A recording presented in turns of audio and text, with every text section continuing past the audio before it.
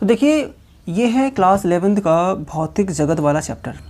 भौतिक जगत का चैप्टर यूपी बोर्ड के सिलेबस से वैसे तो हटा दिया गया, लेकिन अगर आपको फिजिक्स पढ़नी है, समझनी है, तो आपको ये चैप्टर पढ़ना पड़ेगा। तो देखिए, इसमें सबसे पहले हमको देखना है कि विज्ञान क्या होती है, यानी कि साइंस क्या होती है। तो साइंस जो है वो लैटिन भाषा के सिंटिया शब्द से बना है, जिसका अर्थ होता है जानना। तो विज्ञान की परिभाषा क्या बनी? मानव द्वारा प्राकृतिक परिघटनाओं को यथासंभव विस्तृत एवं गहनता से समझने के लिए किए गए सुव्यवस्थित ज्ञान को ही विज्ञान कहते हैं। तो ये परिभाषा आपको याद करने की जरूरत नहीं है, बस समझने की ज़रूरत है। तो अब जानते हैं कि विज्ञान की शाखाएं कौन कौन सी हैं। तो देखिए, शुरुआत में विज्ञान की कोई शाखाएं नहीं थी, लेकिन जैसे जैसे विज्ञान का विकास हुआ, लोगों ने चीज़ों को और गहनता से अध्ययन करना शुरू किया, तो एक एक फील्ड के लिए बहुत ढेर सारा ज्ञान उत्पन्न होने लगा। तो उन सभी ज्ञान को अलग अलग शाखाओं में बांट दिया गया। जैसे साइंस में अगर हमको जीवन के बारे में अध्ययन करना है तो उसको हमने जीव विज्ञान कहा, और जब हमने केमिकल्स के बारे में पढ़ना था तो उसको रसायन विज्ञान कह दिया, और प्रकृति की घटनाओं का अध्ययन करना था तो उसको हमने भौतिक विज्ञान कह दिया, और जब हमने पृथ्वी का अध्ययन करना शुरू किया तो उसको भूविज्ञान कह दिया। और अंतरिक्ष विज्ञान में क्या किया कि हमने खगोल, सूर्य, तारे, इनका अध्ययन करना कहा तो उसको अंतरिक्ष विज्ञान कह दिया, यानी खगोल विज्ञान कह दिया। एस्ट्रोनॉमी, एस्ट्रोफिजिक्स, इसके अलावा भी बहुत ढेर सारी शाखाएं हैं, वो हमने यहाँ पर इंक्लूड नहीं करी हैं। हमारे को यहाँ पर 3 चीज़ें यहाँ पर पढ़नी है: जीव विज्ञान, रसायन विज्ञान और भौतिक विज्ञान। अगर आपने मैथ ले रखी है तो आप ये दोनों पढ़ेंगे, और ये आपने हाई स्कूल में पढ़ रखी होगी। और अगर आपने मैथ नहीं ली है, बायोलॉजी ली है, तो आप ये तीनों चीज़ें पढ़ेंगे। हमको जो पढ़ना है वो पढ़ना है भौतिकी, यानी कि फिजिक्स। तो फिजिक्स जो है वो ग्रीक भाषा के फ्यूसिस शब्द से आई है, जिसका अर्थ होता है प्रकृति, नेचर। तो प्रारंभ में इसको प्राकृतिक विज्ञान यानी कि नेचुरल साइंस कहा जाता था, यानी कि न्यूटन के समय पर भौतिक विज्ञान जैसी कोई चीज़ नहीं थी, उस समय इसको प्राकृतिक विज्ञान कहा जाता था। तो परिभाषा क्या है? भौतिक विज्ञान वह विज्ञान है जिसके अंतर्गत प्रकृति अथवा प्राकृतिक घटनाओं का वैज्ञानिक अध्ययन किया जाता है। तो बस 2 ही शब्द हैं, प्रकृति अथवा प्राकृतिक घटनाएं और इनका वैज्ञानिक अध्ययन। एग्जाम्पल कौन कौन से हैं? जैसे सूर्योदय, सूर्यास्त, ऋतुएं, बादल का बनना, वर्षा होना, आग का जलना, चंद्रमा की गति, सूर्य ग्रहण, बुलबुलों के चमकदार रंग, ये सब जो है हमारी घटनाएं हैं, प्राकृतिक घटनाएं, और इन्हीं का अध्ययन जो है यह कहलाता है भौतिक विज्ञान कहलाता है। अब देखते हैं कि भौतिक जगत जो चैप्टर का नाम है, तो भौतिक जगत में क्या क्या होता है। तो भौतिक जगत में 2 चीज़ें हैं, एक है द्रव्य और एक है ऊर्जा, मैटर और एनर्जी। तो यहाँ पर ये जो मैंने चित्र बना रखा है, इसको कहते हैं, आपने देखा होगा कई बार स्पिरिचुअलिटी में इस तरीके का चिन्ह बनाया जाता है कि एक ये वाली जो मछली है इस वाली मछली को पीछा कर रही है, तो ये चलती रहती है। तो यही रिलेशनशिप होता है द्रव्य और ऊर्जा में, यानी कि एक दूसरे में परिवर्तनशील होते हैं। लेकिन हमें ये कैसे पता चला? इसके पहले लोगों ने ये माना कि द्रव्य और ऊर्जा अलग अलग चीज़ें होती हैं। तो द्रव्य क्या होता है? प्रत्येक वह वस्तु जिसमें द्रव्यमान होता है, जो स्थान घेरती है तथा जिसका प्रत्यक्ष अथवा अप्रत्यक्ष रूप से ज्ञानेंद्रियों द्वारा अनुभव किया जा सके, उसे द्रव्य कहते हैं। जैसे लोहा, सोना, जल, रुई, परमाणु, समोसे, मोमोज, फिंगर्स, गुजिया, चड्डी, बनियान, धोती, ये सब कुछ जो है हमारा वो द्रव्य है। इसके बाद हम बात करते हैं ऊर्जा की। तो ऊर्जा क्या होती है? किसी वस्तु के कार्य करने की क्षमता को ऊर्जा कहा जाता है। अगर कोई वस्तु कार्य कर सकती है तो कहा जाता है कि उसमें ऊर्जा है। जैसे ऊष्मा, प्रकाश, ध्वनि, वैद्युत ऊर्जा, नाभिकीय ऊर्जा, एटसेट्रा।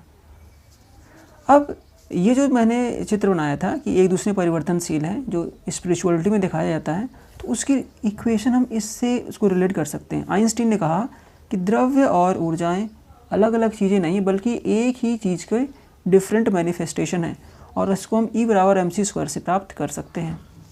तो E=mc² के अनुसार ये हुआ कि एनर्जी और द्रव्यमान एक दूसरे से रिलेटेड हैं। तो अब भौतिकी की परिभाषा बन जाती है, भौतिकी विज्ञान की वह शाखा है जिसमें ऊर्जा, द्रव्यमान, उनकी अन्योन्य क्रियाओं का तथा रूपांतरण का अध्ययन किया जाता है। तो हम देखेंगे इसमें ये परिभाषा क्या कही गई है। देखते हैं, जैसे यहाँ पर ये है नदी। पहला है, नदी के बहते पानी को बांध में रोकने से गतिज ऊर्जा स्थितिज ऊर्जा में बदल जाती है, यानी कि ऊर्जा बदल गई है। परंतु बांध के गेट खोल देने से संचित स्थितिज ऊर्जा गतिज ऊर्जा में बदल जाती है, फिर ऊर्जा में बदल गई, तो ऊर्जा का ऊर्जा में परिवर्तन। ठीक, अब यहाँ पर देखेंगे जैसे दूसरा ऊर्जा से ऊर्जा में परिवर्तन, पानी को गर्म करेंगे तो पानी गर्म करने में जो ऊर्जा थी वो कहाँ चली गई, जो ईंधन की ऊर्जा थी वो चली गई हमारी पानी में, यानी कि उसकी गतिज ऊर्जा बढ़ा दी तो उसका ताप बढ़ गया। दूसरा है ऊर्जा को हम द्रव्य में बदल सकते हैं। ऊर्जा को द्रव्य में कैसे बदल सकते हैं भाई, तो जब बहुत उच्च ऊर्जा के परमाणु यानी गामा फोटोन जिसकी ऊर्जा 1.02 मेगा इलेक्ट्रॉन वोल्ट से अधिक होती है बाहरी नाभिक पर गिराते हैं तो इसको अवशोषित कर लेगा और अवशोषित करके एक पॉजिट्रॉन और एक न्यूट्रॉन में बदल जाएगा। इसको हम कहते हैं युग्म उत्पादन, जिसको आप क्लास 12th फिजिक्स में पढ़ेंगे न्यूक्लियस में। दूसरा होता है द्रव्य को ऊर्जा में बदलना। अब द्रव्य को ऊर्जा में कैसे बदलेंगे, वही यहाँ पर ये जो पॉजिट्रॉन और इलेक्ट्रॉन उत्पन्न हुए हैं अगर ये एक दूसरे से मिल जाएं, जब भी कोई पार्टिकल और एंटी पार्टिकल मिलते हैं तो एक दूसरे को पूर्णतः विनाश कर देते हैं और फोटोन के रूप में ऊर्जा प्राप्त हो जाती है। तो ये हो गया हमारा द्रव्य जो है ऊर्जा में बदल जाना। अब हम आगे देखेंगे, ये तो भौतिकी की परिभाषा होगी कि द्रव्य और ऊर्जा एक दूसरे में परिवर्तनशील होते रहते हैं, एक दूसरे में अन्योन्य क्रियाएँ करते रहते हैं। तो ये होगी हमारी भौतिकी की परिभाषा। आपको भौतिकी समझ में आ गई होगी। अब देखते हैं कि भौतिकी का कार्य क्षेत्र तथा रोमांच क्या है। तो इसके कार्य क्षेत्र की अगर हम बात करें तो इसको हमने दो भागों में बांट रखा है। पूरी फिजिक्स को हमने दो भाग में बांट रखा है। नंबर एक स्थूल और दूसरी है सूक्ष्म। तो स्थूल का मतलब होता है मैक्रोस्कोपिक और सूक्ष्म मतलब होता है माइक्रोस्कोपिक। तो मैक्रोस्कोपिक मतलब है जो बड़ी बड़ी चीज़ें हैं जिसका साइज़ बहुत मतलब काफ़ी बड़ा है। जो डेली लाइफ में चीज़ें हम देख रहे हैं वो स्थूल है। धूल के जो कण है वो स्थूल है, लेकिन पानी का जो अणु है वो स्थूल नहीं, वो सूक्ष्म है, याद रखना है। ठीक, तो पार्थिव जो आसपास हम चीज़ें देख रहे हैं ये, और खगोलीय परिघटनाएं जैसे सूरज, पृथ्वी, ग्रह, ये सब जो है स्थूल के अंतर्गत आते हैं। तो इनको समझाने वाली, इनको स्टडी करने वाली फिजिक्स को हम कहते हैं चिरसम्मत यांत्रिकी, क्लासिकल मैकेनिक्स। और इसको कई भागों में बांट रखा हमने। यांत्रिकी यानी कि मैकेनिक्स मोशन से रिलेटेड है, ऊष्मागतिकी टेम्परेचर से रिलेटेड है, ऊष्मा से ऊर्जा से रिलेटेड है।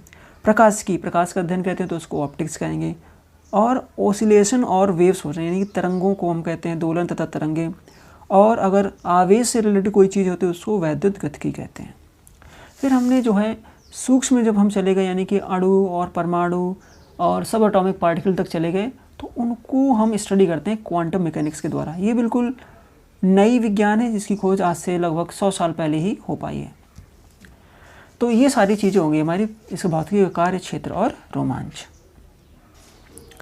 अब चलिए जान लेते हैं कि जो भौतिकी है और प्रौद्योगिकी और समाज, इन सब में रिलेशनशिप क्या है, फिजिक्स, टेक्नोलॉजी एंड सोसाइटी। तो देखिए फिजिक्स में जो भी नियम खोजा जाता है उसका प्रयोग करके जो इंजीनियर्स हैं वो एक नई टेक्नोलॉजी बनाते हैं। फिर उस टेक्नोलॉजी को जो बिजनेसमैन होते हैं वो समाज तक लेकर के आते हैं। जैसे आपके पास ये जो मोबाइल है जिस पर आप ये वीडियो देख रहे हैं, इसको बनाने के लिए सबसे पहले भौतिकी में ढेर सारे नियम खोजे गए, चाहे वो बेतार का तार हो यानी कि वायरलेस टेक्नोलॉजी हो, जो स्क्रीन आप देख रहे हैं इसके लिए कैपेसिटर की खोज की हो, बैटरी की खोज के लिए लिथियम आयन बैटरी, और ट्रांजिस्टर जो प्रोसेसर है, इन सबको बनाने के लिए ढेर सारी टेक्नोलॉजी बनाई गई है।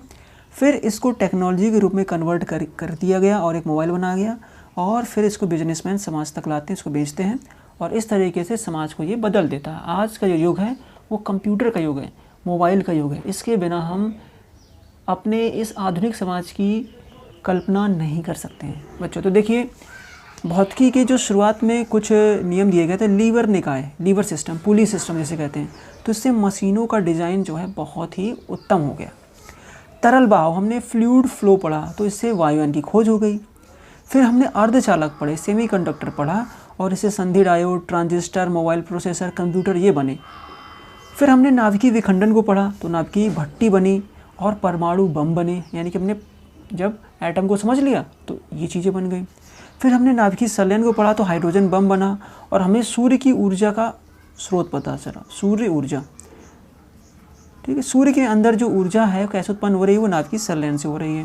ठीक, फिर हमने पढ़ा एक्स किरणें, जो एक्स किरणें थी उनसे हमने क्या बनाई, एक्सरे मशीन बनाई, जो चिकित्सा के क्षेत्र में एक अभिन्न हिस्सा है। यानी कि अब हम शरीर को बिना चीर फाड़ की उसके अंदर देख सकते हैं।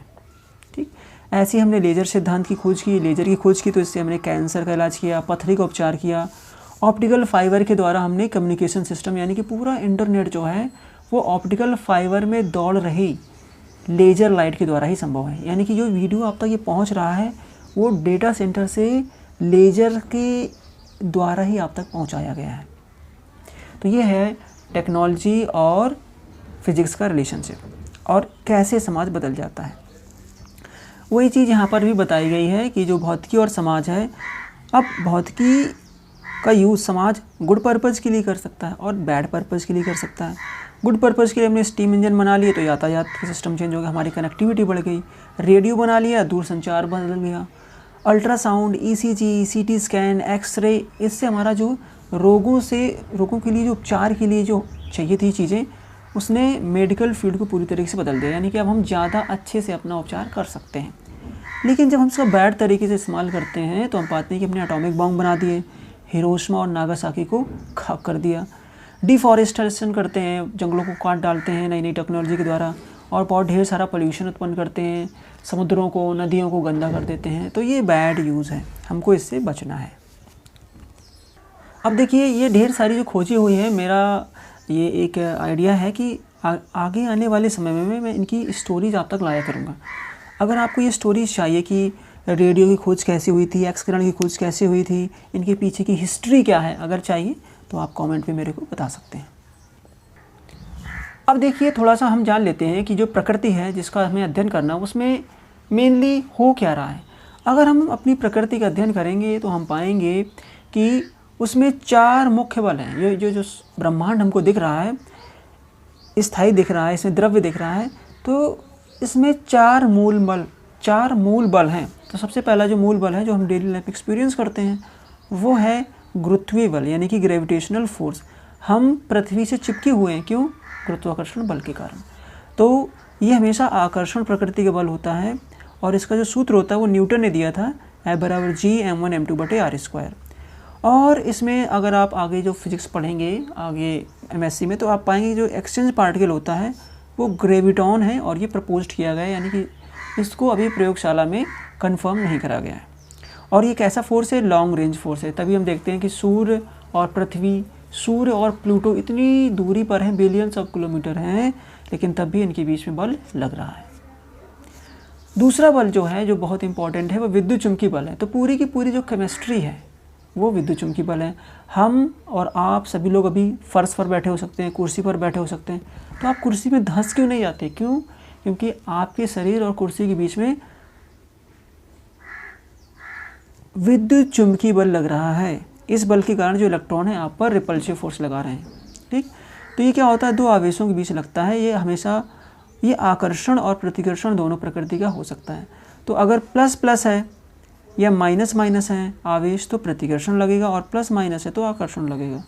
और इसका सूत्र होता है F=K=Q1Q2/r²। इसकी खोज की थी कूलाम ने की थी। 11th का पहला ही चैप्टर आपको पढ़ना है, तो उसमें इसी के बारे में डिटेल से आप पढ़ेंगे। एक्सचेंज पार्टिकल क्या होते हैं? फोटोन, यानी कि एक आवेश दूसरे आवेश के साथ फोटोनों का एक दूसरे के साथ एक्सचेंज करते हैं और इस प्रकार के बल का उत्पन्न करते हैं।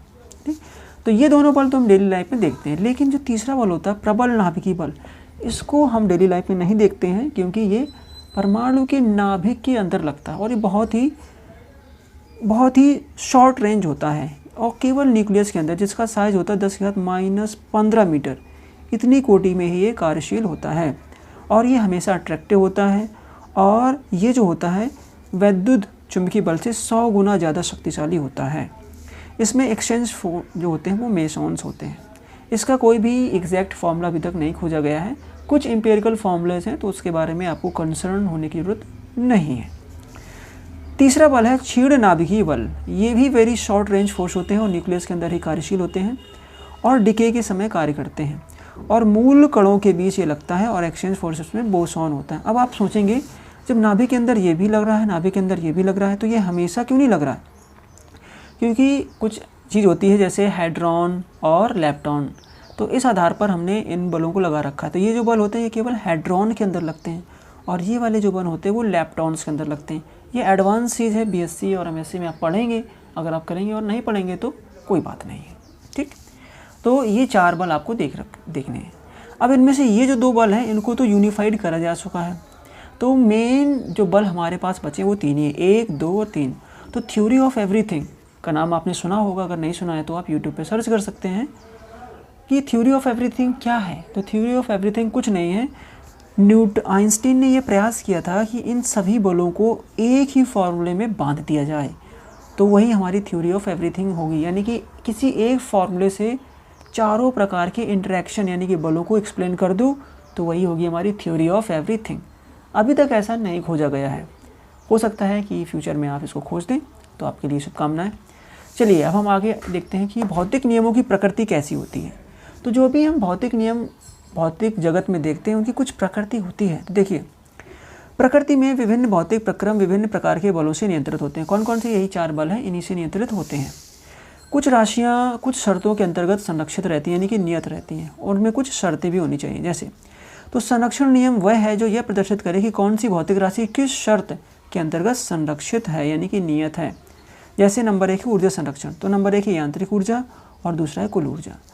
तो यांत्रिक ऊर्जा संरक्षण क्या होता है कि काइनेटिक एनर्जी और पोटेंशियल एनर्जी हमेशा इनका जो योग होगा वो नियत रहेगा। कब?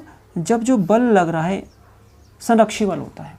जैसे गुरुत्वाकर्षण बल संरक्षी बल है, तो उसमें kinetic energy plus potential energy का योग हमेशा नियत रहेगा।